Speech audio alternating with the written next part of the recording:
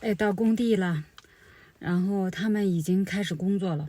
我这个早餐还没吃完呢，因为这边不是那个没有早餐店嘛，所以就在那种便利店随便买一点吃的。昨天去那个什么看的时候都没有肉。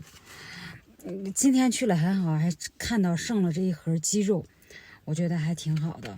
然后我不是没吃完的吗？我赶紧吃吧，因为路上那个开车嘛，我得扶着他，所以呢就没吃完。我老公啊，真的是对这个工作啊，就是特别的上心。我们买的那个早餐，他们选的是那个披萨，然后买了几瓶水吧，反正就是饮料就着那个披萨吃。我呢选了这个鸡肉，还选了这个蔬菜。我觉得没点菜的话吃着感觉就吃不下去似的，或者是说就怎么着，就反正不习惯吧，就想要点菜。然后呢，他这就没有，那个条件就非常的差。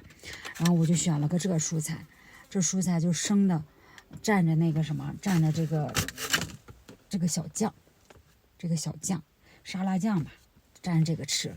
然后呢还配着水，因为我不是说那个减肥的嘛，减肥的话呢就是多吃肉和菜，不吃主食嘛，所以呢我就想着，哎，那有鸡肉了，那我就选个鸡肉，然后再加上那个菜吃着得了。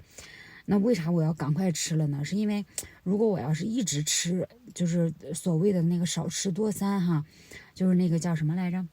他们说那个叫胰岛素，就是一直上升就不好，所以呢就就是不吃那么多顿吧。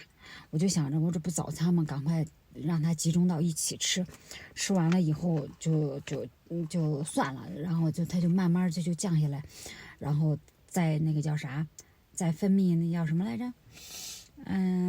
什么血糖素还是什么玩意儿？哎呀，看完就忘了，反正就记个大概，你知道吧？我这个人真的是有的很多时候就记大概。然后呢，我就这么吃。我就想说啥呢？你看啊，这条件肯定是很艰苦的哈，就是也不能说太艰苦吧，反正就相对来讲比较苦一点哈。因为女生嘛，很多时候留在家里面，最起码不用路上奔波呀、累呀什么的。但是呢，就是体验不一样。你像我这个。我跟他们到处跑，哎，然后我今天到这个州了以后呢，就看看这个州的一些建筑啊，一些设计呀、本地的风土人情啊，就是这种不同的风格，然后还有风景肯定也不一样。我那个什么，待会儿再给大家那个看一看，能不能照更多的风景给大家看啊。然后呢，但是辛苦呢，肯定也是辛苦。你想，我跟他们一直开车，开最长的一次是连着开，就基本上没怎么停的，开了25个小时，25个小时。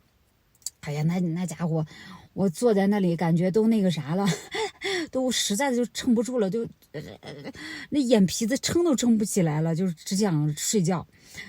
然后我老公真的是，哎呀，他工作真的太上进了，开了25个小时吧。然后找了一个酒店，好像就睡了4个小时，赶快立马又起来又去工作去了。我们今天早上也是吃早餐没吃完呢，我跟我公公在车上，然后他跟那个另外其他的伙计在车上，我们这儿没吃完呢，他那儿呜开着车走了。我公公说，哎呀，我公公说他这个儿子真的是。从小的时候干活就特别的努力，特别的肯干。然后我们这还没吃完呢，你这开走了，你到时候等我们一会儿啊。然后后来我公公说，你能不能合上，咱也走吧。我说行吧，那就走吧。